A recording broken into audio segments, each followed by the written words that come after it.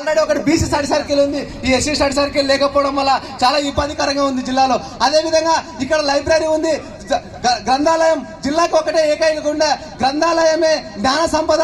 ఈ గ్రంథాలయాన్ని ఎవరు పట్టించుకుంటలేరు. ఈ నడిగడ్డలో చాలా మారుమూల గ్రామం నుంచి, అటు సింధనూరు నుంచి, ఇటు నందిన నుంచి, ఇటు అలంపూర్ నుంచి, ఇటు రాలంపాడు నుంచి ఇక్కడ జిల్లా కేంద్రానికి వచ్చి చదువుకుంటున్నారు. కానీ ఇవాళ గ్రంథాలయంలో వసతులు సరిగా లేక మరి పాఠకులు చాలా ఇబ్బందికరమైన పరిస్థితుల్లో ఉన్నారు. ఇక్కడ కొత్త గ్రంథాలయం ఉంది, దాన్ని ఎందుకు నిర్మిస్తలేరు, దాన్ని ఎందుకు పట్టించుకోలేరు, దాన్ని ఎందుకు విద్య కోసం మీరు ఆరాటపడతలేరు. ఓన్లీ మీకు పదవులు కావాలన్నా, పదవులు ఏముంది వస్తాయి పోతాయి. ప్రజల కోసం పోరాటం చేయండి, విద్యార్థుల కోసం పోరాటం చేయండి, విద్యను కల్పించండి ఫస్ట్ అడిగేట ప్రాంతానికి మేము సమీరంగా విన్నవిస్తున్నాం.